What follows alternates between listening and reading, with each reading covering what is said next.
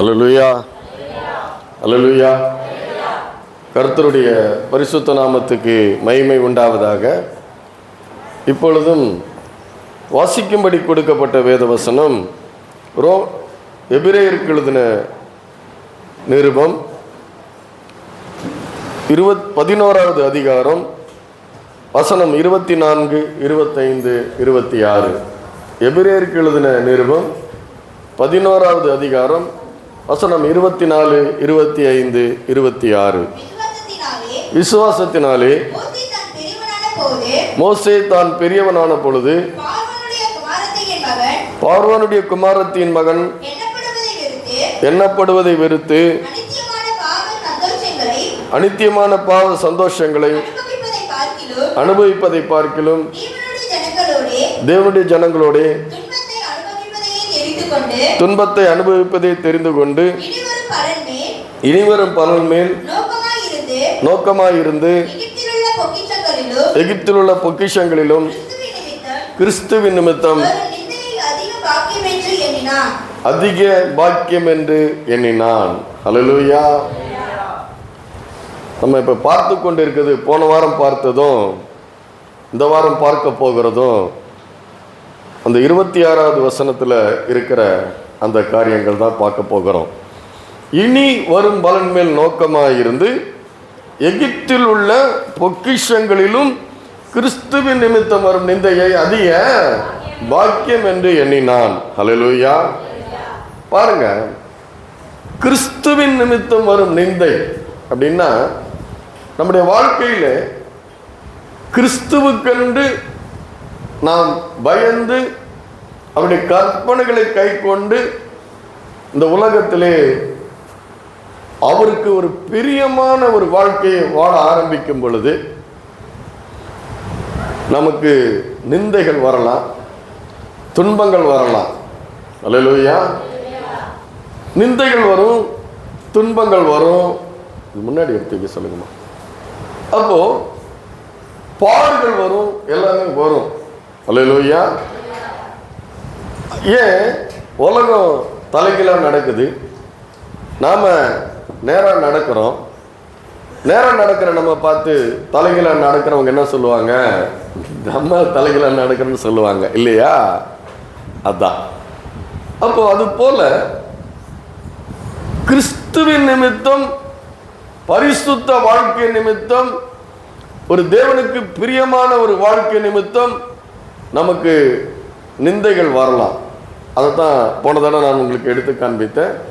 அப்போஸ்தல நடவடிக்கைகளில் 5ஆம் அதிகாரத்தில் என்ன சொல்றாங்க, ஊழியக்காரங்க என்ன சொல்றாங்க பாருங்க.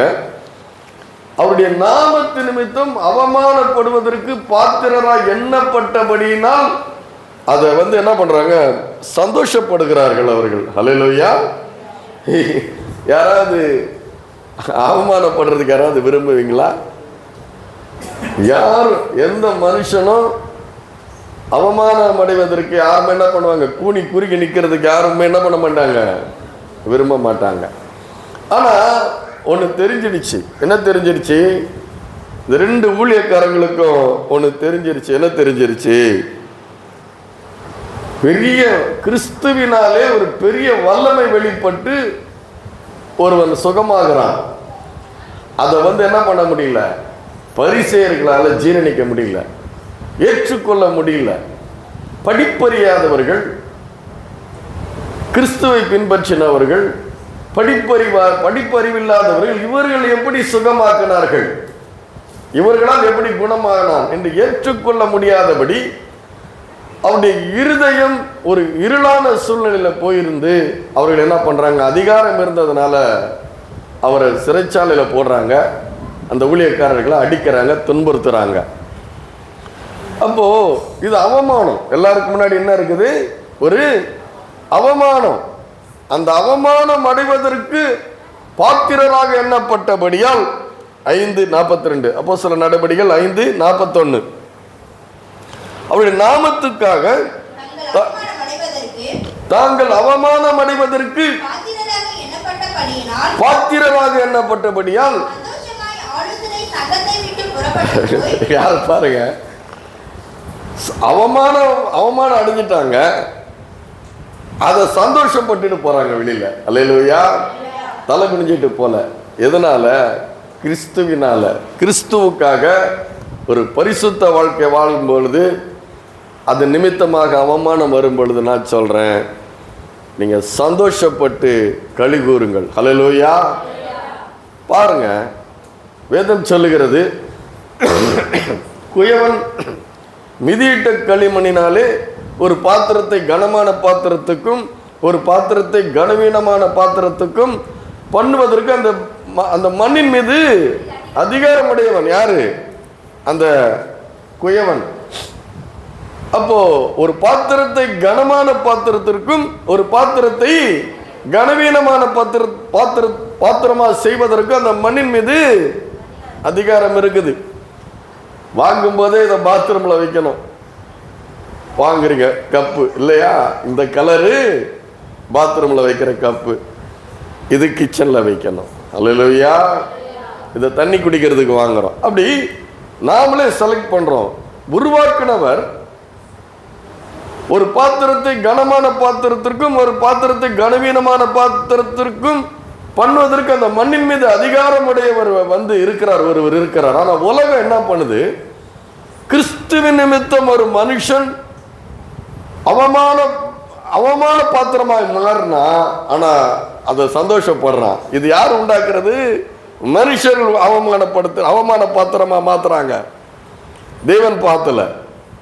இந்த இடத்துல 5:41 அப்போஸ்தலர் நடபடியில் 5:41 தேவன் அவமான பாத்திரமாய் மாற்றவில்லை, பொறாமையினாலே பரிசேயர்கள் அவமான பாத்திரமாய் மாற்றினார்கள். ஆனா ஊழியக்காரங்களுக்கு தெரியுது, கிறிஸ்தவங்களுக்கு தெரியணும், கிறிஸ்துவின் நிமித்தம் வர நிந்தை இது உலகம் அப்படி நம்ம அவமான பாத்திரமா பார்க்கலாம். ஆனா நாம அப்படி இல்லை.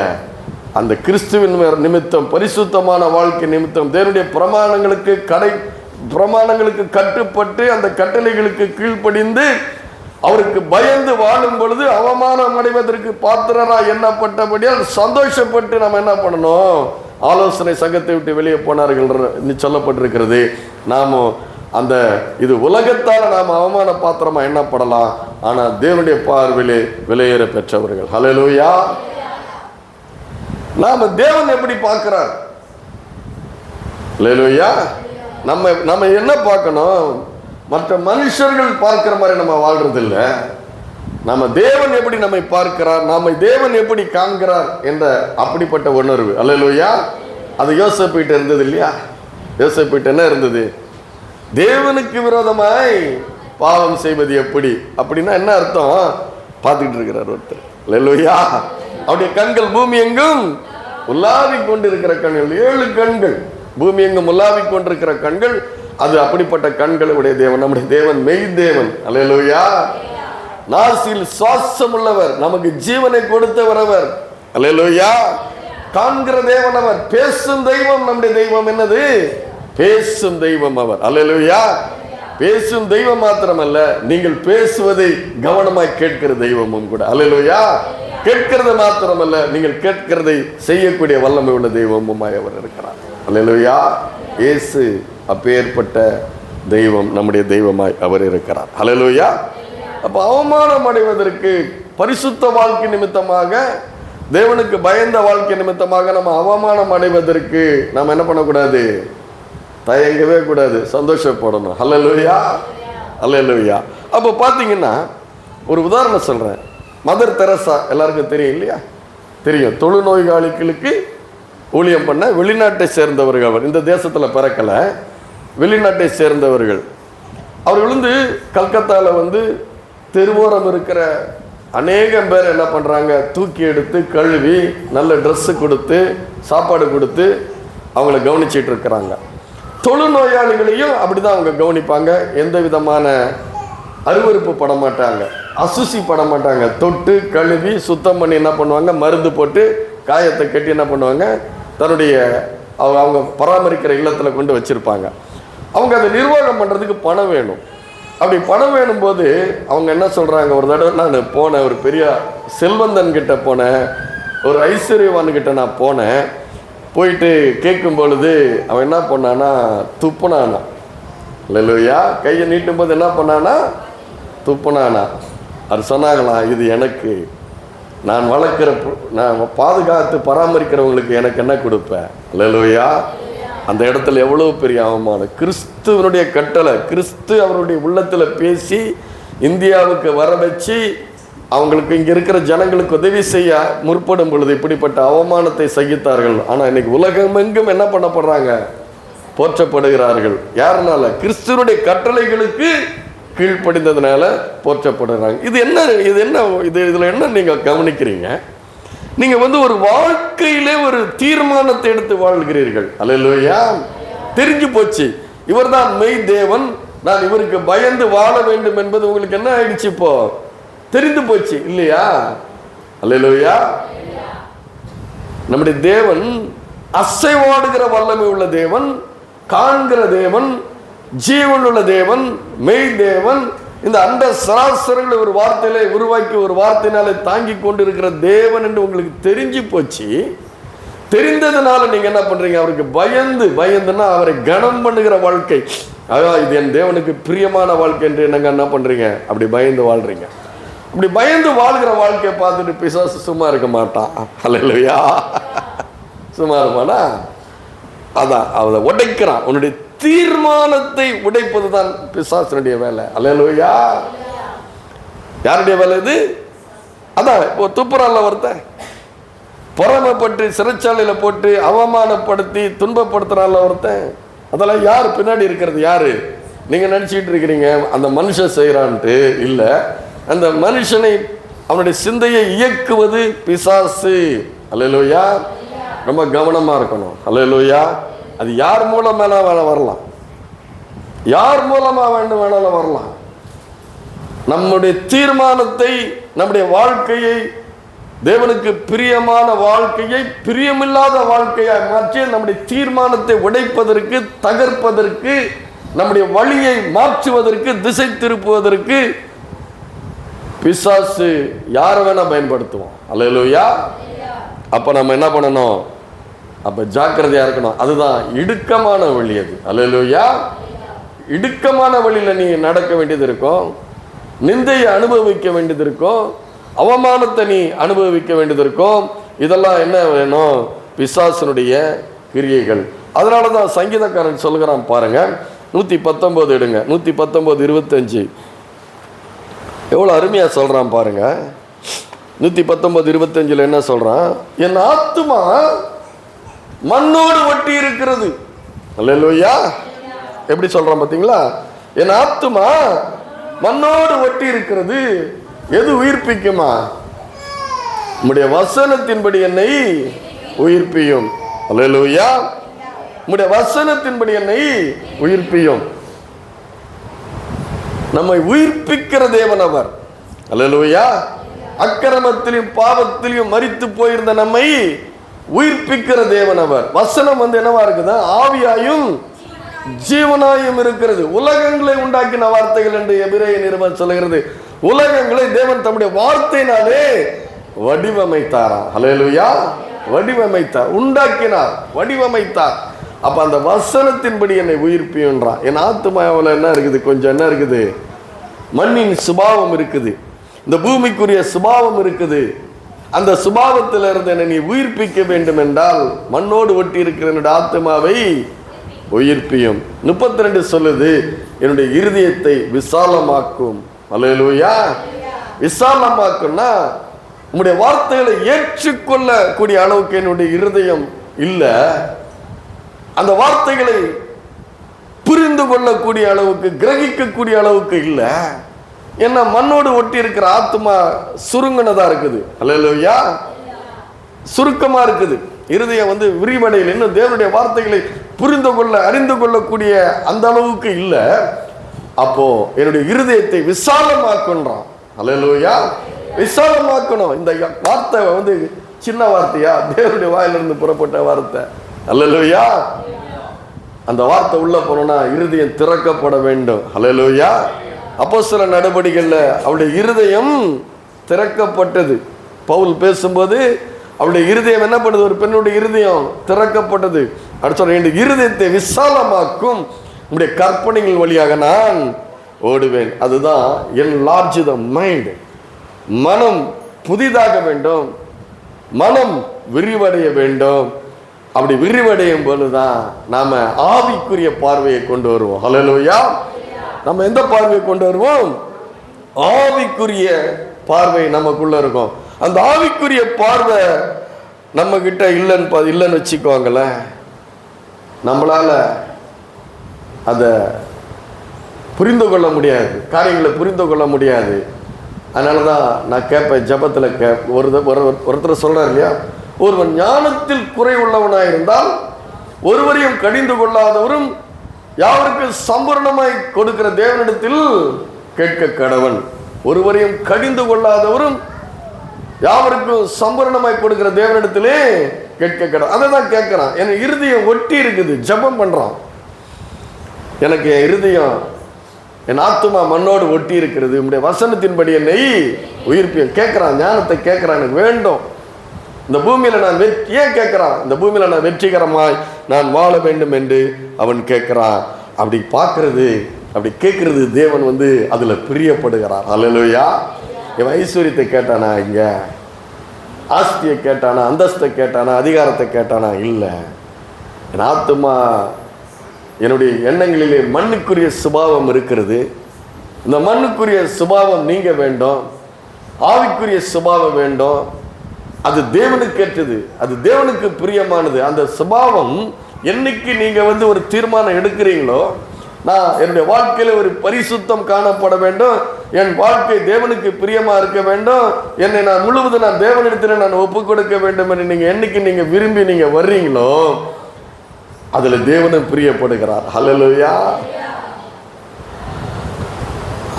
ஆண்கள் சைடிலிருந்து ஒரு அல்லேலூயா கூட வரல. அல்லேலூயா, அல்லேலூயா. அப்போ அதுல அவர் என்ன பண்றாரு?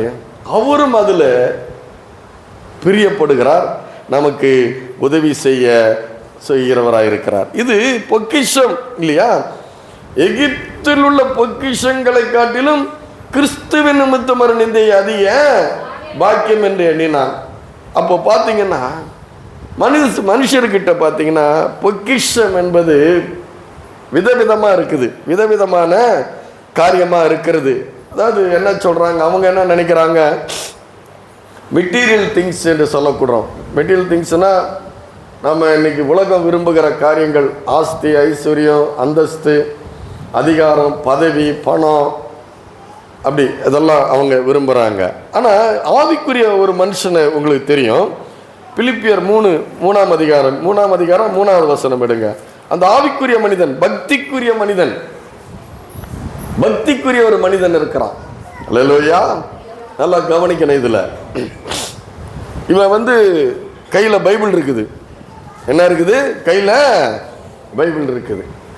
அப்போ இந்த ஆவிக்குரிய மனிதன் கூட பார்த்தீங்கன்னா அவன் ஒரு காரியத்தை தன்னுடைய இருதயத்தில் வைத்திருக்காங்க. இது நிறைய பேர்கிட்ட இருக்குது, இது நிறைய பேர்கிட்ட இருக்குது. அவன் என்ன சொல்றாரு பாருங்க, அந்த அந்த பக்திக்குரிய மனிதனாக இருக்கும்போது அவர் என்ன சொல்றாரு பாருங்க. 3 வசனம், ஏனெனில் மாம்சத்தின் மேல் நம்பிக்கையாயிராமல் ஆவியினாலே தேவனுக்கு ஆராதனை செய்து கிறிஸ்து இயேசுவுக்குள் மேன்மை பாராட்டுகிற நாமே விருத்த சேதனம் உள்ளவர்கள். அப்படின்னா சொல்றாரு, ஆவியினாலே தேவனுக்கு ஆராதனை செய்து. அல்லேலூயா. ஆராதனை நடக்கும்போது எத்தனை பேர் ஆவியில் ஆராதனை பண்ணீங்க? நிறைவான ஆராதனை எத்தனை பேர் பண்ணீங்க? அல்லேலூயா. அது தேவனுக்கு பிரியம். அடுத்து சொல்றாரு பாருங்க, மாம்சத்தின் மேல் நம்பிக்கை வைக்க வேண்டுமானால் நானும் வைக்கலாம். பாருங்க, அவர் ஆவிக்குரிய மனுஷனா இல்லாததற்கு முன்பாக அவர் தன்னுடைய வாழ்க்கையிலே எப்படிப்பட்டவராக இருந்தார்? முதல்ல எப்படி இருந்தாரு? கிறிஸ்துவை அறியாததற்கு முன்ன அவர் எப்படிப்பட்டவராக இருந்தார்? அவர் எதன் மேல் நம்பிக்கை வைத்திருந்தார்? நியாயப்பிரமாணங்கள், அவருடைய காரியங்கள் சொல்றேன், அவருடைய நியாயப்பிரமாணத்து மேல நம்பிக்கையாக இருந்தார். அவருடைய தகுதி, அது எதெல்லாம் ஒரு பொக்கிஷம் போல அவர் நினைச்சாரு பாருங்க. மாம்சத்தின் மேல் நம்பிக்கை வைக்க வேண்டுமென்றால் நானும் வைக்கலாம். வேறொருவன் மாம்சத்தின் மேல் நம்பிக்கையா இருக்க நினைத்தால் நான் அதிகமாய் அப்படி செய்யலாம். நான் 8ஆம் நாளில் விருத்த சேதனம் அடைந்தவன் இஸ்ரவேல் வம்சத்தான், பென்யமீன் கோத்திரத்தான், எபிரேயில் பிறந்த எபிரேயன், நியாய பிரமாணத்தின்படி பரிசேயன், பக்தி வைராக்கியத்தின்படி சபையை துன்பப்படுத்தினவன், நியாய பிரமாணத்தினுடைய நீதியின்படி குற்றம் சாட்டப்படாதவன். அவர் என்ன சொல்றாரு, நான் தேவனை தான் ஆராதிச்சுக்கிட்டு இருந்தேன். எனக்கு பிறந்த ஆண் பிள்ளை பிறந்தாக்கா 8ஆவது நாள் விருத்த சேதனம் பண்ணணும், மாம்சத்தினுடைய நுனித்தோலை வெட்டி எடுக்கணும். அதை எனக்கு எடுத்திருக்குது.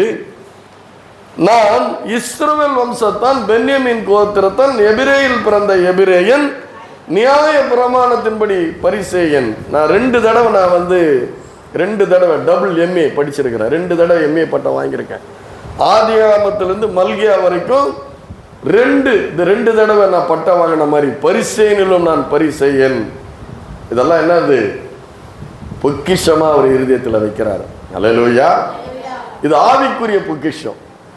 நிறைய பேர் நினைக்கிறாங்க எனக்கு தெரியும், வசனம் தெரியும், எனக்கு பைபிள்ல எல்லாம் தெரியும், என்னுடைய முழங்காலம் தெரியுமா, நான் முழங்கால நின்னா எவ்வளவு நேரம் ஜெபிப்பேன் தெரியுமா, சபை திறந்திருக்கும் போதெல்லாம் நான் உள்ள இருப்பேன், நான் ரொம்ப கரெக்டா இருப்பேன், சடங்காச்சாரங்கள் சம்பிரதாயங்கள் எல்லாம் நான் கரெக்டா கடைபிடிப்பேன். இதெல்லாம் கூட பொக்கிஷம் போல வைத்திருக்கிறார்கள். ஹல்லேலூயா. ஆனா அதெல்லாம் நல்லது. ஆனா அப்படிப்பட்டவங்க மற்றவங்க மேல இரக்கமா இருக்க மாட்டாங்க. ஹல்லேலூயா. இரக்கமா இருக்க மாட்டாங்க. பவுல் அப்படிப்பட்ட ஒரு வைராக்கியம், பக்தி வைராக்கியமா இருந்தார். அவர் என்ன சொல்றார், பக்தி வைராக்கியத்தின்படி நான் என்ன பண்றேன், சபையை துன்பப்படுத்தினவன். சபையை துன்பப்படுத்தினா ஸ்தேவானுடைய கொலைக்கு இவர் தான் மூலக்கர்த்தா. சிறைச்சாலையில் போட்டாரு, கிறிஸ்தவர்களை சிறைச்சாலையில் போட்டாரு, துன்பப்படுத்தினாரு, பல காரியங்களை செஞ்சாரு. அது கிறிஸ்துவை சந்திக்க முன்பாக. இது கூட என்ன பண்ணியிருக்காரு, எதனால இதெல்லாம் செய்தாரு, கடுமையா இருந்தாரு, ஏன் இரக்கம் இல்லாம இருந்தாரு, ஏன் இருந்தாருன்னா இதெல்லாம் ஒரு பொக்கிஷமா, நான் என்ன மாதிரி யாரும் பக்திமான் கிடையாது. இதெல்லாம் கூட பொக்கிஷமா நிறைய பேர் வைத்திருக்கிறார்கள். அல்லேலூயா. கிறிஸ்தவம் என்பது இரக்கத்தினுடைய மார்க்கம். நம்ம கிட்ட இருக்கிற பாவ சுபாவத்தின்படி யாருமே சிந்தனைகள்ல யாருமே ஒரே மாதிரி இருக்க முடியாது, ஒரே மாதிரி தீர்மானமா இருக்க முடியாது. அல்லேலூயா. நல்லா கவனிக்கணும். கிறிஸ்து மாத்திரம்தான், அல்லேலூயா, கிறிஸ்து மாத்திரம்தான் தன்னை ஜீவ பலியாய், தேவனுக்கு பிரியமான ஜீவ பலியை ஒப்பு கொடுத்தது யாரு? கிறிஸ்து மாத்திரம்தான். அல்லேலூயா. அப்ப இவைகளை கூட என்ன பண்றாங்க, இவைகளெல்லாம் மற்றவங்க முன்னாடி பேர் வேணா எடுக்கலாம், அவரை மாதிரி யாரும் கிடையாதுங்க. அல்லேலூயா. இந்த பக்தி சம்பந்தப்பட்டது போல மற்றவங்க முன்னாடி நம்ம பேர் எடுக்கலாம். ஆனா அது மனுஷனோ முகத்தை பார்க்கிறான், தேவனோ இருதயத்தை பார்க்கிறார். மனுஷருக்கு முன்பாக மேன்மையா எண்ணப்படுவது தேவனுடைய பார்வையிலே அருவருப்பா இருக்குது. நம்ம எப்படி இருக்கிறோம்னா, நம்ம மற்றவங்க முன்னாடி பார்வைக்கு ஊழியம் செய்யக்கூடாதுன்னு சொல்றாரு. ஹல்லேலூயா. இதெல்லாம் கூட பொக்கிஷமா பார்க்கணும். ஹல்லேலூயா. பேர் எடுக்கிறதுக்கு ஊழியம், மற்றவங்க கண்களுக்கு முன்பாக பரிசுத்தமான ஒரு வாழ்க்கை, அப்படிப்பட்ட ஊழியம், அதெல்லாம் தேவன் விரும்புறதில்லை. தேவன் இருதயத்தை பார்க்கிற ஒரு தேவனாக இருக்கிறார். பேரு புகழுக்காக ஊழியம், நான் இத்தனை பேர் இருந்தால் தான் பேசுவேன் அப்படிலாம், அல்லேலூயா, இப்படிலாம் கூட சில காரியங்கள் இருக்கிறது. அதெல்லாம் கூட என்னன்னா தேவனுடைய பார்வையில் தேவனுக்கு பிரியமில்லாத ஒரு காரியமாக இருக்கிறது. ஆனால் கடைசியில் இயேசு அவரை சந்தித்தார், சவுலை சந்தித்து பவுலாய் மாற்றினார். அல்லேலூயா. இவைகளெல்லாம் அநேக காரியங்கள் கூட பொக்கிஷமாய் மனுஷர்கள் வைத்திருக்கிறார்கள். அது மாத்திரமல்ல, சில பேருக்கு பார்த்தீங்கன்னா தங்கிட்ட நான் சொன்னேன், உங்களுக்கு போன தடவை சொன்னேன் இல்லையா, ஒருத்தர் சொன்னார், நான் என்கிட்ட எனக்கு ஐஸ்வர்யம் அதிகமாக இருக்கிறது, எனக்கு மரணம் எப்போ வேணால் வரலாம், ஏன்னா எனக்கு ஹார்ட்டில் பிரச்சனை வந்துருச்சு, எனக்கு மரணம் எப்போ வேணால் வரலாம், அவன் என்னுடைய வாழ்க்கையில் நான் என்ன பண்ண போகிறேன், என்னுடைய பணத்தை கொண்டு வெளிநாடுகளில் போய் சுற்றி என்ன பண்ண போகிறேன், இன்பத்தை நான் அனுபவிக்க போகிறேன், இன்பத்தை என்ன பண்ணுறேன், அனுபவிக்க போகிறேன். அப்போது பாருங்க, இன்பம் என்பது என்ன, ஒரு மனிதனுக்கு இன்பம் என்பது என்ன எதுன்னு அவனுக்கு தெரியல.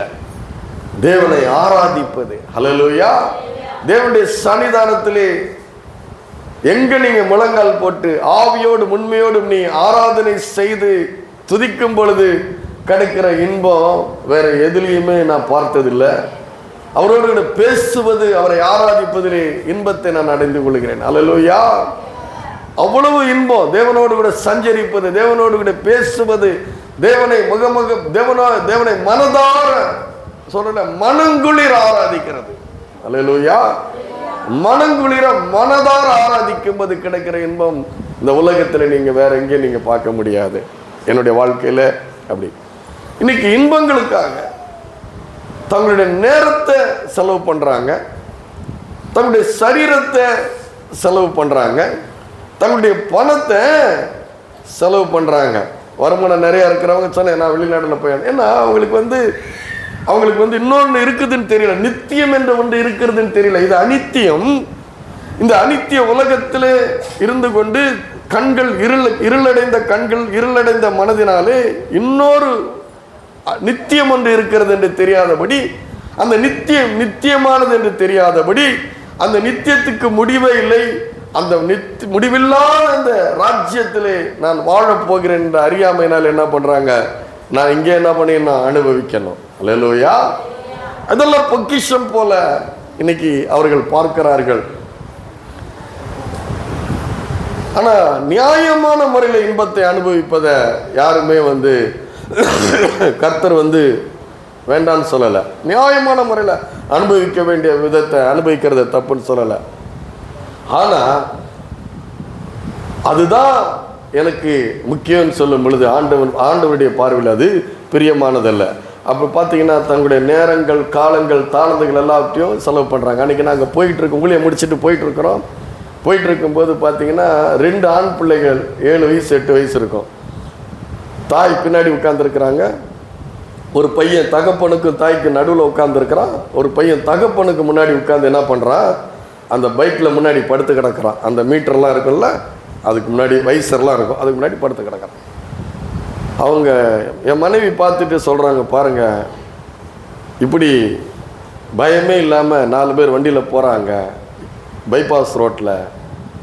நான் சொன்னேன், ஆட்டோவில் போகணுன்னா இன்றைக்கி காசு வேணும். அல்லேலூயா, காசு வேணும்.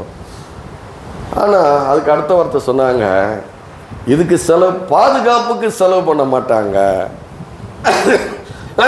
ஆனால் இன்பமான ஒரு சினிமாவுக்கு போனால் 1000 ரூபா செலவு பண்ணுவாங்க. அல்லேலூயா, 5000 ரூபா கூட செலவு பண்ணுவாங்க.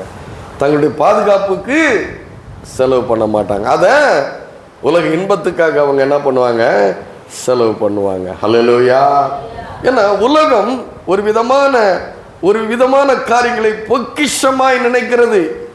தன் ஜீவனுக்கு பாதுகாப்புக்கு செலவு பண்றதில்ல, படோடமான வாழ்க்கைக்கு, இன்பமான வாழ்க்கைக்கு என்ன பண்றாங்க, அவங்க செலவு பண்றாங்க. அதுதான் சொல்றாரு, அப்படிப்பட்ட இதெல்லாம் சொல்றாரு. மாம்ச சிந்தை மரணம். ரோமர் 8ஆம் அதிகாரத்தில் சொல்றாரு பாருங்க, மாம்ச சிந்தை மரணம், ஆவின் சிந்தையும் ஜீவனும் சமாதானமுமாம். எப்படி என்றால், மாம்ச சிந்தை தேவனுக்கு விரோதமான பகை, அது தேவனுடைய நியாய பிரமாணத்துக்கு கீழ்ப்படிய கூடாமலும் இருக்கிறது. மாம்சத்துக்கு உட்பட்டவர்கள் தேவனுக்கு பிரியமாயிருக்க மாட்டார்கள். அல்லேலூயா, இதுதான் சொல்ல வந்த. என்ன சொல்ல வந்த, மாம்சத்துக்கு உட்பட்டவர்கள் தேவனுக்கு பிரியமாயிருக்க மாட்டார்கள். அல்லேலூயா, மாம்சத்துக்கு உட்பட்டவர்கள் தேவனுக்கு பிரியமா இருக்க மாட்டார். அவர்களுக்கு என்ன, தேவனுடைய காரியங்களில் அவர்களுக்கு ஒரு ஈடுபாடு கிடையாது. தேவனுடைய வார்த்தை மேல அவர்களுக்கு ஒரு ஈடுபாடு கிடையாது. தேவன் மேல ஒரு பெரிய நம்பிக்கை கிடையாது. தேவனை பிரியப்படுத்துகிற மாதிரி தங்களுடைய வாழ்க்கையில எதுவுமே அவங்களுக்கு இல்லை. அப்போ அவங்களுக்கு என்னன்னா, உலக இன்பம் ஒண்ணு, இன்னொன்று பாவிக்குரியவர்கள் என்ன பண்றாங்க, தங்களுடைய மேன்மையை, என் ஜெபம், என்னுடைய முழங்கால், என்னுடைய வேத வாசிப்பு, என்னுடைய அர்ப்பணிப்பு, இப்படி என்ன சுயநீதியை உடையவர்களாய் மாறி போய் விடுகிறார்கள். அது அவர்களுக்கு பொக்கிஷமாக இருக்கிறது. அவர் சொல்றார் இல்லையா, பவுல் எப்படி இருந்தார் ஆரம்பத்தில், நான் எப்படி இருந்தேன், தேவனை அறியாத போது, மாம்ச சிந்தனை இருக்கும்போது எப்படி இருந்தேன், அவைகள் எல்லாம் என்ன பண்றாங்க, அவர்கள் அதையெல்லாம் பொக்கிஷமாக இருந்தார்கள். அதனால தான் சொல்றாரு, தேவனுக்கும் உலக பொருளுக்கும் நீங்க ஊழியம் செய்ய முடியாது. தேவனுடைய நடத்துதல் அற்புதமானது. மத்தேயு எழுதின சுவிசேஷம் 6வது அதிகாரம் 24 எடுங்க. 24 மத்தேயு 6:24 எடுங்க.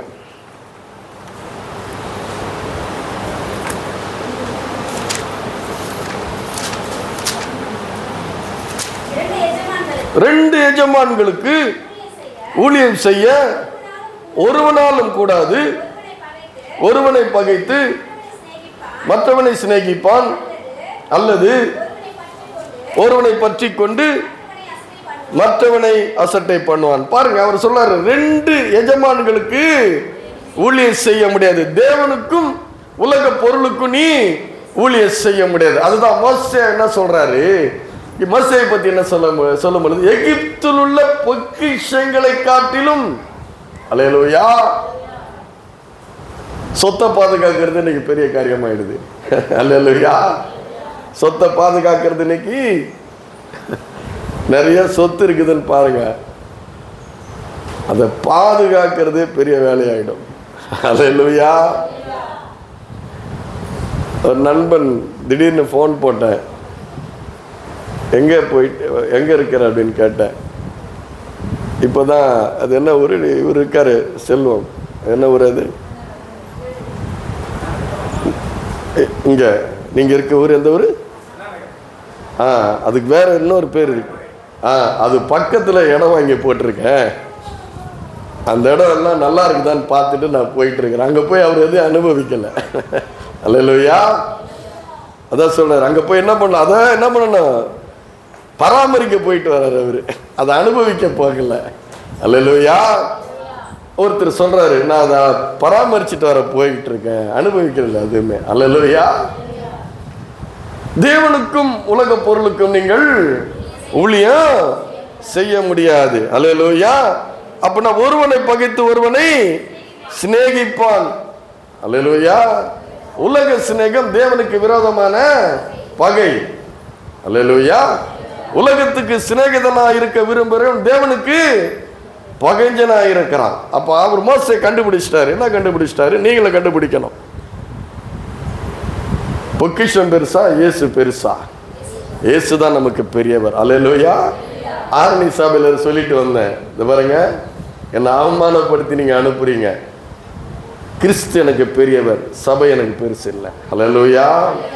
கிறிஸ்து எனக்கு பெரியவர், சபை பெருசு இல்லை. கிறிஸ்து பெரியவர், எனக்கு கண்டிப்பா ஏதாவது ஒரு இடத்துல பிரசங்கம் பண்ண கண்டிப்பா எனக்கு கர்த்தர் வாய்ப்பு கண்டிப்பா கொடுப்பார். அப்படி தைரியமா சொல்லிட்டு வந்தேன், எல்லாரும் முன்னாடி சொல்லிட்டு வந்தேன். அதை பல தடவை நான் சொல்லிட்டு வந்தாங்க. அப்போ தேவனுடைய வழி நடத்துதல் என்பது அற்புதமான காரியங்கள். ஏன் இதை சொல்ல வர்றேன்? தேவனுக்கு பிரியமா இருக்கும் பொழுது தேவன் உங்களை வழிநடத்த விரும்புகிறார். தேவன் உன்னை கரம் பிடித்து வழிநடத்த விரும்புகிறார். தேவன் உன் பட்சத்திலிருந்து உன்னை வழிநடத்த விரும்புகிறார். தேவன் உன்னுடைய பக்கத்தில் இருக்க விரும்புகிறார். ஆனா நமக்கு தெரியாது, நீங்க அதை காண முடியாது. அந்த காண முடியாத அந்த தேவனுடைய வழிநடத்தல் என்பது என்னுடைய பார்வையில் நான் பார்த்த, நான் அனுபவிச்சதுல அற்புதமான காரியம். விசுவாசிக்கணும் நீங்க. அல்லேலூயா.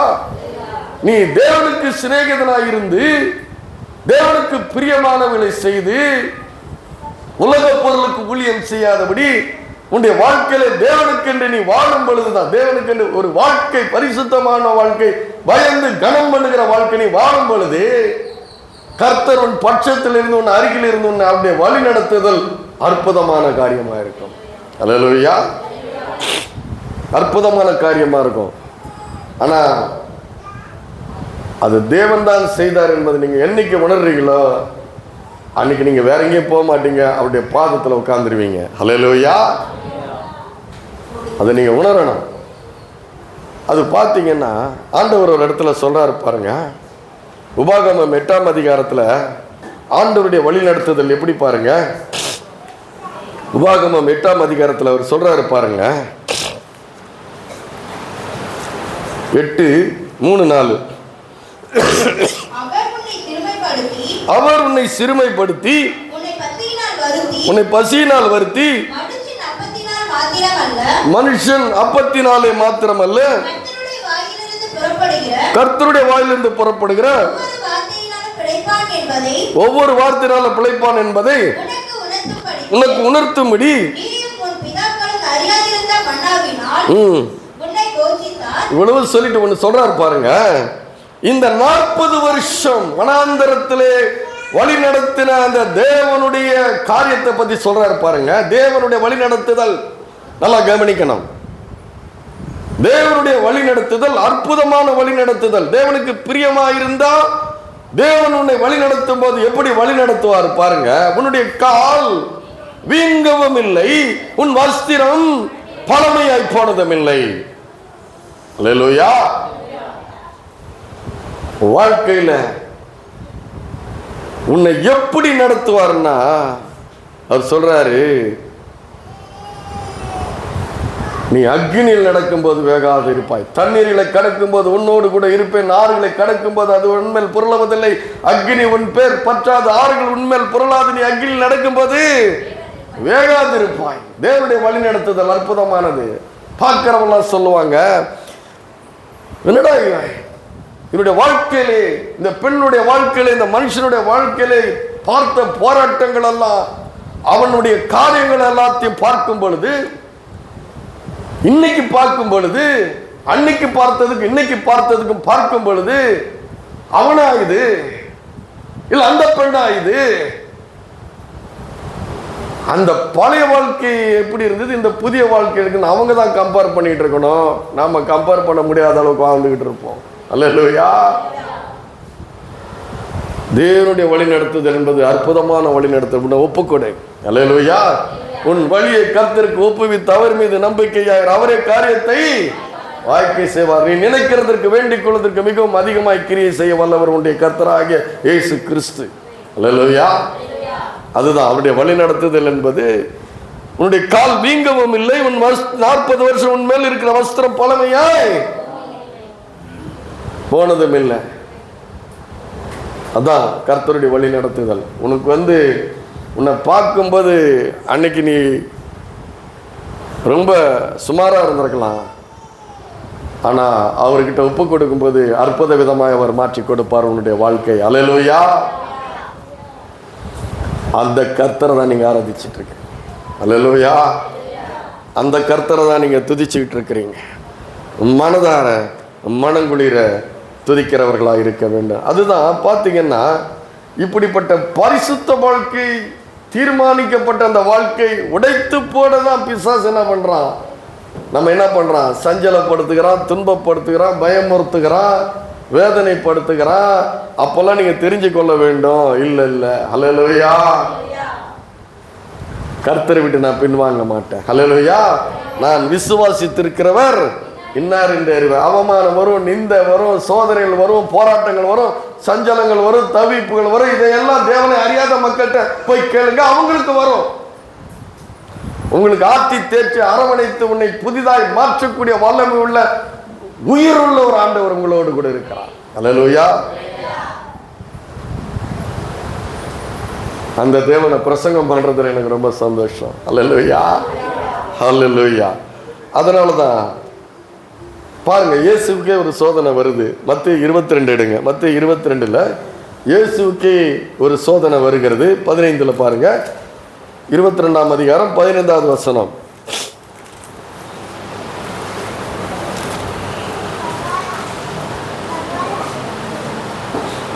அப்பொழுது பரிசேயர் போய் பேச்சில் அவரை அகப்படுத்தும்படி யோசனை பண்ணி தங்கள் சீஷரையும் யோரோதியும் அவரிடத்தில் அனுப்பினார்கள். அவர்கள் வந்து, போதகரே, நீர் சத்தியம் உள்ளவர் என்றும் தேவனுடைய மார்க்கத்தை சத்தியமாய் போதிக்கிறவர் என்றும் முகதாட்சியம் இல்லாதவராக எவனை குறித்து உமக்கு கவலை இல்லை என்றும் அறிந்து அப்படியே தூக்குறாங்க. இயேசு என்ன பண்றாங்க, மேலே தூக்கி கீழே போடுறதுக்கு பிளான் பண்றாங்க. பார்த்தீங்களா, மனுஷங்க என்ன பண்ணுவாங்க, மனுஷங்க புத்தி அது. அப்படியே மேலே தூக்குவாங்க. தூக்கி கீழே போட்டாங்கன்னா என்ன கதியா வருது? அல்லேலூயா. அதான் இங்க நடக்குது. அதனால்தான் சொல்றாங்க, அப்படி பண்றாங்க. ஆதலால் உமக்கு எப்படி தோன்றுகிறது, ராயனுக்கு வரி கொடுக்கிறது நியாயமோ அல்லவோ அதை எங்களுக்கு சொல்லும் என்று கேட்டார்கள். இயேசு சொல்றாரு, இயேசு அவருடைய துர்குணம். அல்லேலூயா. என்ன குணம்? துர்குணம். அந்த துர்குணத்தை நீ அறிந்து கொள்ள வேண்டும் என்றால், மாயை எப்படி கொண்டாரான் பாருங்க, பிசாசு எப்படி வந்து நிக்கிறான் பாருங்க. அப்படியே உயர்த்தி பேசுவான், உன்னை போல இல்லை, உன்னை போல வருமா? அல்லேலூயா. உன்னை போல வருமா? உன்னுடைய அழகுக்கு ஈடு இணை இருக்குமா? என்னெல்லாம் சொல்லணுமா சொல்லுவான். அல்லேலூயா. நீதான் என் உலகம். என்ன சொல்லுவான்? நீதான் சொல்லியிருக்கிற எல்லாம் ஏற்கனவே இங்க சொல்லியிருக்கனா? எப்படிமா ரெண்டாவது தடவை ஏமாந்த? நீதான் என் உலகம் சொன்னாயா அவன். அல்லேலூயா. வஞ்சனை, துர்குணம், பொல்லாப்பு செய்தால் ஒளி அவர்களுக்கு நித்திரை வராது. சில பேர் யாரையாவது கெடுத்த பிறதான் சாப்பிடுவான் நிம்மதியா போய். துர்குணத்தை அறிந்து மாயக்காரரே, நீங்களே என்னை சோதிக்கிறீர்கள், அந்த வரி காசை எனக்கு காண்பீங்கள் என்றார். அவர்கள் ஒரு பணத்தை அவரிடத்தில் கொடுத்தார்கள். அப்பொழுது இந்த சுரூபமும் மேலெழுத்தும் யாருடையது? பொக்கிஷம் தானே அது. வரி காசு பொக்கிஷம் தானே, பத்திரமா உள்ள வைக்கிறல்ல, உள் பாக்கெட்ல வேற வைக்கிறல்ல. அல்லேலூயா. உள் பாக்கெட் எத்தனை பேர் வச்சிருக்கீங்க? நான் இங்கே வச்சிருப்பேன். சட்டை தைக்கும் போது எங்க இருக்கு எனக்கு உள் பாக்கெட்டு? உள்ள ஒரு பாக்கெட் இருக்கும். எவனை பிக் பாக்கெட் அடிச்சிடக்கூடாது பஸ்ஸில் போகும்போது. அப்போ பார்த்தீங்கன்னா இந்த சுரூபமும் மேலெழுத்தும் யாருடையது? அப்பொழுது அவர்கள் இது ராயனுடையது என்றார்கள். அப்ப சொல்றார் ஆண்டவர் அந்த இடத்துல, ராயனுடையது ராயனுக்கு கொடுத்துட்டு, தேவனுடையது தேவனுடையது என்ன? உன்னுடைய ஆத்துமா. அல்லேலூயா. என்ன சொல்றாரு? கையில் இருக்கிற காசு எடுத்து செலவு பண்ண, அதை கும்பிடாத. அல்லேலூயா. கையில் இருக்க காசு எடுத்து, நேற்று ஆஸ்பத்திரி போனேன் செக்அப் பண்ணுறதுக்கு, உடம்பு சரியில்லைன்ட்டு. ஃபஸ்ட்டு நான் தான் போய் காசு கொடுத்துருக்குறேன் போல இருக்குது. டாக்டர் பெரிய ஹாஸ்பிட்டல் அது, கொடுத்த 500 ரூபாய் வாங்கி கண்ணில் ஊற்றி கலையில் போடுது. அல்லேலூயா. இந்த தெருவில் விற்கிறாங்க தெரியுமா காய்கறி, அவங்க போனிக்கு என்ன பண்ணுவாங்க, ஒரு மாதிரி பண்ணுவாங்க, ஒரு சுற்றி ஒரு சொடக்கு போட்டு என்ன பண்ணுவாங்க, உள்ள போடுவாங்க. ஒரு டாக்டர் படித்த பொண்ணு அந்த மாதிரி செய்யுது, கண்ணில் ஊற்றின்னு பணத்தை என்ன பண்ணுது. அல்லேலூயா. மேன்மையான பலி. உங்களுடைய வாழ்க்கையிலே தேவனுக்கு மேன்மையான பலி செலுத்துகிறவர்களாக இருக்க வேண்டும். அல்லேலூயா. உங்கள் பொக்கிஷம் எங்கேயோ அங்கே உங்களுடைய இருதயம் இருக்கிறது. இருதயம் இருக்கிறது. அதனாலதான் மோசே எகிப்தில் உள்ள பொக்கிஷங்களை காட்டிலும் கிறிஸ்துவின் வர நிமித்தம் வரும் நிந்தையை அதிக பாக்கியம் என்று எண்ணினான். ஏன்னா அதுக்கு ஊழியம் பண்ண முடியாது, பொக்கிஷத்துக்கு ஊழியம் பண்ண முடியாது. அல்லேலூயா. ஊழியம் பண்ண முடியாது. ஆனால் ஆத்துமா தேவனுக்கு ஊழியம் பண்ணுகிறதாய் இருக்க வேண்டும். அல்லேலூயா. பாருங்க, அது அதான் தேவனுக்கும் உலக பொருளுக்கும் ஊழியம் செய்ய முடியாது. அது உன்னை காப்பாற்றாது, அதுக்கு ஜீவன் இல்லை. உன்னுடைய வஸ்திரம் பழமையா போகல, உன்னுடைய கால் வீங்கல, இதெல்லாம் செஞ்சது யாரு? கர்த்தர் செய்தார். உன்னுடைய வாழ்க்கையில் அவர் கிரியை செய்ய வேண்டும் என்றால், உன் குடும்பத்திலே, உன்னுடைய பிள்ளைகளிடத்திலே, உன்னுடைய வேலையிலே, உன்னுடைய வாழ்க்கையில், உன்னுடைய சரீரத்திலே சுகவீனத்திலிருந்து சுகத்தை கொடுக்க கிரியை செய்ய வேண்டும் என்றால், உன்னுடைய இடத்துல இருக்கிற ஐஸ்வர்யமோ பொக்கிஷமோ அது ஒண்ணும் பண்ண முடியாது. அதுக்கு ஜீவன் இல்லாதது. அவர்கள் எல்லாம் ஜீவன் அற்றது. அந்த ஜீவன் அற்றவைகளுக்கு நீ ஊழியம் பண்ணாதபடி வானத்தையும் பூமியும் உண்டாக்கின தேவனுக்கு நீ ஊழியம் பண்ணும் பொழுது அது மேன்மையான பலியாக இருக்கிறது. அல்லேலூயா. எத்தனை பேர் காரை கட்டி பிடிச்சிக்கிறவெல்லாம் இருக்கிறான். அல்லேலூயா. எல்லாம் பயன்படுத்தணும். 4 வீல் வச்ச இரும்பு டப்பா. என்னது அது? கார் என்னது அது? 4 வீல் வச்ச இரும்பு டப்பா தான் அது, வேற ஒன்றும் கிடையாது. நம்ம எடுத்து பயன்படுத்தலாம். அல்லேலூயா. கஷ்டப்படாம பிரசங்கம் பண்ணிட்டு கஷ்டப்படாமல் போகலாம். அதுக்கு தான் அது. அல்லேலூயா. அதுக்கு நம்ம ஊழியம் பண்ண முடியாது. அது ஆண்டவருக்கு தான் நம்ம ஊழியம் பண்ணணும். அல்லேலூயா. அதான் தேவனுக்கும் உலக பொருளுக்கும் ஊழியம் பண்ண முடியாது. பாருங்க, தானியேல் ஒரு தீர்மானம் எடுத்தான் பார்த்தீங்களா? தானியேலுடைய தீர்மானம் என்ன? ராஜாவின் போஜனத்தால் தன்னை தீட்டுப்படுத்தாதபடி. எத்தனை பேர் ராஜா விருந்துன்னு? அல்லேலூயா. நல்ல சாப்பாடுப்பா. இன்னைக்கு நம்ம முன்னாடி வைக்கும் பொழுது என்ன இருக்குது? அல்லேலூயா. இழுக்குது, ஈர்க்குது. ஆனா அவன் ஒரு தீர்மானம் எடுத்தான். ராஜாவின் போஜனத்தால். எடுங்க, தானியேல் 1:8 எடுங்க, படிப்போம். நல்லது, வசனம் படிக்கிறது ரொம்ப நல்லது. ராஜாவின் போஜனத்தால் நான் என்னை தீட்டுப்படுத்தாதபடி ஒரு தன்னுடைய இருதயத்தில் அவன் என்ன பண்றான்? தீர்மானம் பண்ணுகிறான். அல்லேலூயா. 1:8 தானியேல் ராஜாவின் போஜனத்தினாலும் அவர் பானம் பண்ணும் திராட்சை ரசத்தினாலும் தன்னை தீட்டுப்படுத்தலாகாது என்று தன் இருதயத்திலே தீர்மானம் பண்ணிக்கொண்டு தன்னை தீட்டுப்படுத்தாதபடி பிரதானிகளின் தலைவரிடத்தில் வேண்டிக் கொண்டான். அல்லேலூயா. அந்த ராஜா என்ன நினைக்கிறான்? நான் போதிக்கிறேன், நான் நல்ல சாப்பாடு கொடுக்குறேன், என்கிட்ட இருக்கிற வேலைக்காரங்க முகம் பொலிவா இருக்கணும், நல்ல சாப்பாடு நான் கொடுக்குறேன், என்னுடைய திராட்சை ரசத்தையை நான் கொடுக்குறேன், என்னுடைய போஜனத்தையை கொடுக்குறேன், நல்லா கொழு கொழுன்னு இருக்கணும், ஒரு பக்கம் கொழு கொழுன்னு இருக்கணும், ஒரு பக்கம் என்ன பண்ணும்? ஞானம் உள்ளவனா இருக்கணும். ஆனா அவங்களுக்கு தெரியல. ஏன்னா கர்த்தருக்கு பயப்படுதலே ஞானத்தினுடைய ஆரம்பம். கர்த்தரே அனந்த ஞானமுடையவர், அவரே தேவனால் நமக்கு வேதம் சொல்லுகிறது. 1 கொரிந்தியர் 1:31 சொல்லுகிறது, அவரே நமக்கு தேவனால் ஞானமும் நீதியும் மீட்பும் பரிசுத்தமுமானார். அவரே. அல்லேலூயா. அவரே அவரே அவரே தான். அவர் ஒருவர் மாத்திரம்தான். ஆனா அந்த உலக ராஜா சொல்றான், என்ன சொல்றான்? நான் நல்ல சாப்பாடு கொடுத்துருவேன், நான் நல்லா போதிச்சிருவேன், நல்லா போதிச்சா ஞானம் உள்ளவர்கள் ஆயிடுவாங்க, நல்ல சாப்பாடு கொடுத்தா கொழு கொழுன்னு ஆயிடுவாங்க, முகம் பிரகாசமா இருக்கும். இல்ல, தேவனுடைய சன்னிதானத்தில், அவருடைய சமூகத்தில், அவருடைய பிரசனத்திலே உன் அறைக்கதவை தாளிட்டு அந்த ரங்கத்தில் இருக்கிற பிதாவை நோக்கி கூப்பிடு, உனக்கு அவர் வெளியரங்கமாய் பதிலும் கொடுப்பார், உன்னுடைய முக பிரகாசம் வேற மாதிரி தான் இருக்கும். அல்லேலூயா. அவன் தீட்டுப்படுத்தாதபடி அவன் சொன்ன 10 நாள் என்ன செக் பண்ணு, தேவனுடைய பிரசன்னத்தில் இருக்கிறவங்க. அல்லேலூயா. அப்ப பாத்தீங்கன்னா அதுக்கு பதில் பாத்தீங்கன்னா அதுக்கு பதில் என்ன வருது? அதுக்கு பதில் என்ன வருது? ஒரு இடத்துல சொல்லப்பட்டிருக்கிறது, தானியேல் 9ஆம் அதிகாரத்தில் சொல்லப்பட்டிருக்கிறது, தானியேலே நீ தேவனுக்கு பிரியமானவன். அல்லேலூயா. என்ன சொல்லப்பட்டிருக்கிறது?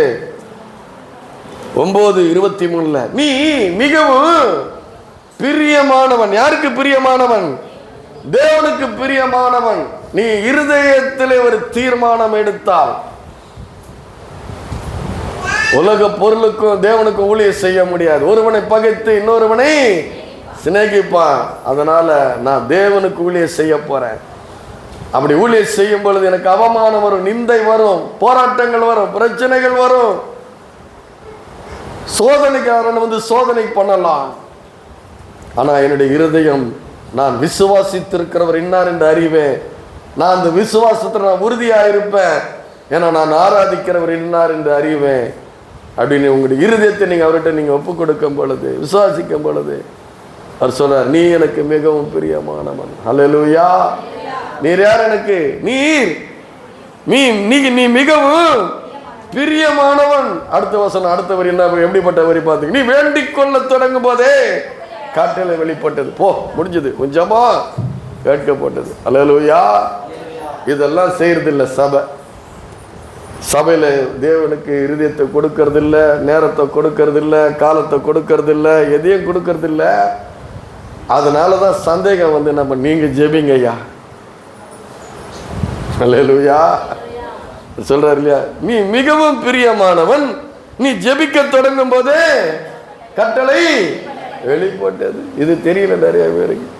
நான் ஆண்டவருக்கு பிரியமானதுதான், அந்த நம்பிக்கை இருந்தா தானே. அல்லேலூயா அல்லேலூயா. நமக்கே சந்தேகம், நான் ஆண்டவருக்கு பிரியமா தான் இருக்கிறேனா இல்லை. நான் சொல்றேன், நீங்கள் ஆண்டவருக்கு பிரியமானவர்கள். அல்லேலூயா. நீ வேண்டிக்கொள்ள தொடங்கும் போதே கட்டளை வெளிப்படுத்துகிற தேவன். அல்லேலூயா. பிசாசு அதை தடை பண்ணி வைக்கலாம், பண்ண முடியாது. அல்லேலூயா. உன் ஜெபம் கேட்கப்படும். அல்லேலூயா. சொல்ல, உன் ஜெபம் கேட்கப்பட்டது. அல்லேலூயா. இதெல்லாம் எப்போ நடக்குது? எகிப்தில் உள்ள பொக்கிஷங்களை காட்டிலும் கிறிஸ்துவுடனே கூட துன்பங்களை அனுபவிப்பதையே தெரிந்து கொள்ளும்போது அதிக பாக்கியம், லாபம். அதனாலதான் சொல்றாரு, எனக்கு லாபமா இருந்தவைகள் எல்லாம் குப்பையும் நஷ்டமும் என்று எண்ணுகிறேன். பவுல் எழுதுகிறாரு பிலிப்பியர் 3ஆம் அதிகாரத்தில் அந்த வருது, அந்த வசனம் வருது. அப்போ ஏன் இது எழுதப்பட்டிருக்கிறது? ஏன் அந்த பொக்கிஷம் எதுவுமே ஏன் அவனை ஈர்க்கல? ஏன் ஈர்க்கல? ஏன் எதுவும் அவனை வந்து கவர்ந்து இழுக்க முடியல?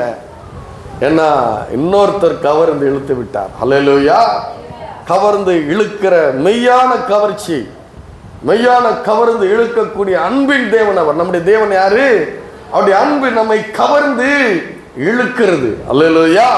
கவர்ந்து இழுக்கிறது. ஏன்னா என் பாவங்களுக்காக, என் சாபங்களுக்காக, என் நோய்களுக்காக, என் தரித்திரத்துக்காக அவர் சிலுவையிலே தன்னை ஒப்பு கொடுத்தவர். அல்லேலூயா. தன்னை ஒப்பு கொடுத்தார். அவர்தான் தெய்வம், அவர்தான் தேவன்.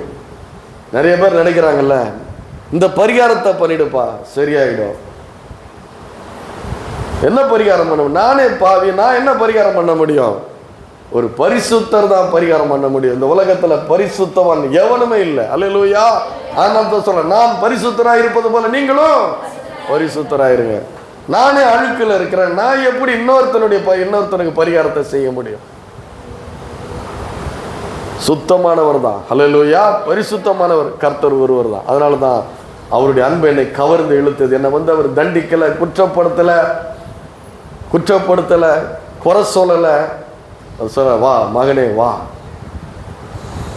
உன் பாவங்களை எல்லாம் நான் சுமந்து விட்டேன். இன்னைக்கு நல்ல நம்மள எத்தனை பேர் மற்றவங்களை குறை சொல்றோமா இல்லையா? யாராவது குறை சொல்லாத ஆள் யாராவது இருக்கமா? இங்க இருக்கமா? விரல் நீட்டாத ஆள் யாராவது இருக்கமா? நம்ம கிட்ட ஒண்ணுமே இல்லையா? நம்ம விரல் நீட்டுறதுக்கு நம்ம கிட்ட ஏராளம் இருக்குது. நம்ம கிட்ட இருக்குது, ஏராளம் இருக்குது. கண்கள் நீச்சை இருக்குது, மாம்சத்தின் நிச்சயம் இருக்குது, ஜீவனத்தினுடைய எல்லாம் நம்ம கிட்ட இருக்குது. நம்ம விரல் நீட்டுறோம் அத்தனை பேரை. ஆனா விரல் நீட்டாத ஒரு கைகளை விரித்தார் அவர். வா, என்னிடத்தில் திரளான மீட்பு உண்டு, திரளான அன்பு உண்டு. அல்லேலூயா. வருத்தப்பட்டு பாரம் சுமக்கிறவர்கள் நீங்கள் எல்லோரும் என்னிடத்தில் வாருங்கள், நான் உங்களுக்கு குற்றப்படுத்துவேன்னு சொன்னாரா? இளைப்பாறுதல் தருவேன்னார். அவர் தான் கர்த்தர். அல்லேலூயா. அதனாலதான் அவருடைய அன்பு கவர்ந்து இழுக்கிறது. அதுதான் அல்லேலூயா. அதனாலதான் எகிப்தில் உள்ள பொக்கிஷங்களை காட்டிலும் கிறிஸ்துவின் நிந்தை அதிக பாக்கியம் எண்ணினார். ஆனால் தான் உலக பொருளுக்கு தேவனுக்கு ஊழியம் செய்ய கிறிஸ்துவை நீங்கள் மெய்யாகவே அறிந்து கொண்டால் நீங்க வேற எதுக்கு ஊழியம் பண்ண மாட்டீங்க. அல்லேலூயா. கிறிஸ்துவுக்கு என்று வாழ்வீங்க. எத்தனை பேருக்கு இந்த செய்தி புரியுது? அல்லேலூயா. சங்கீதம் 112:3 1, 2, 3 மட்டும் படிப்போம். சங்கீதம் 112 1, 2, 3. பிரியமானது இல்லையா? அதுதானே இன்னைக்கு சப்ஜெக்ட் நம்ம எடுத்தோம். பிரியமான காரியத்தை செய்யறது. 112 1, 2, 3 படிப்போம். அல்லேலூயா. கர்த்தருக்கு பயந்து அவருடைய கட்டளைகளில் மிகவும் பிரியமாயிருக்கிறவன், மகிழ்ச்சியாயிருக்கிறவன். ஆங்கில வேதாகமத்தில் என்ன சொல்லப்பட்டிருக்கிறதுன்னா, அல்லேலூயா, கர்த்தருக்கு பயந்து அவருடைய கட்டளைகளில் மிகவும் மகிழ்ச்சியாயிருக்கிற மனுஷன் பாக்கியவான், அவன் சந்ததி. எத்தனை பேர் அதை விரும்புறீங்க? அல்லேலூயா. அவன் சந்ததி யாருடைய சந்ததி? கர்த்தருடைய கட்டளைகளுக்கு மனமகிழ்ச்சியா இருக்கிறவருடைய சந்ததி பூமியிலே பலத்திருக்கும். செம்மையானவருடைய வம்சம். அடுத்த வசனம், ஆஸ்தியும் ஐஸ்வர்யம் அவன் வீட்டிலே. அல்லேலூயா. அங்க அவனுக்கு குறையில்லை, அங்க அவனுக்கும் குறையில்லை. அல்லேலூயா. அதனாலதான் நல்லா கவனிக்கணும். நம்மை இந்த பரிசுத்த வாழ்க்கையிலிருந்து நம்மை கெடுத்து போடும்படி பல காரியங்கள் நடக்கும். அல்லேலூயா. ஆனால் எந்த காரியத்திலையும் எப்படி இயேசு சோதிச்சாங்களே, வரிக்காசை கொண்டு வந்து முன்னாடி வைக்கிறாங்க, அவரை வஞ்சிக்க பார்க்குறாங்க. துர்க்குணத்தை அறிந்து, எப்படி நீ அறிய முடியும்? துர்க்குணத்தை அறிய முடியும் கர்த்தரோடு இருந்தால் தான். இது பொல்லாப்பு, இது துர்க்குணம், இது வஞ்சகம், இது குழி பறிக்கிறான், நமக்கு என்ன பண்ணுறான், வலை பின்றான், சதி வலை பின்றான். இதெல்லாம் என்ன யாரோடு கூட இருந்தால் தெரியும்? கர்த்தரோடு கூட இருந்தால் தான் தெரியும். கர்த்தர் அவைகளிலிருந்து உன் கால்களை என்ன பண்ணுவார்? வேணுடைய கண்ணிக்கும் பாலாக்கும் கொள்ளை நோய்க்கும் மத்தியானம் என்ன பண்ணார்? உன்னை தப்பு வைப்பார். அல்லேலூயா. பகலில் பறக்கும் அம்பு, இரலில் நடமாடும் கொள்ளை நோய், மத்தியானத்தில் பாலாக்க சங்காரத்திற்கும் நீ பயப்படாதிருப்பாய். உன் பக்கத்தில் 1000 பேரும் உன் வலதுபுறத்தில் 10,000 பேர் விழுந்தாலும் அது உன்னை அணுகாது. உன் கண்களால் மாத்திரம் அதை பார்த்து நீ துன்மார்க்கருக்கு வரும் பலனை அடைவாய். கர்த்தரோடு இருங்க, கர்த்தரை விட்டு விலகாதீங்க. அவர் உங்களை ஆசீர்வதிக்க விரும்புகிறார். அல்லேலூயா. அப்படிப்பட்ட வாழ்க்கை வாழும் பொழுது அவமானம் அடைகிறீங்களா? உலகம் உங்களை அவமான பாத்திரமாய் மாற்றலாம், தேவன் அதை கனமான பாத்திரமாய் பார்க்கிறார். அல்லேலூயா. அல்லேலூயா. கர்த்தருக்கு மகிமை உண்டாவதாக.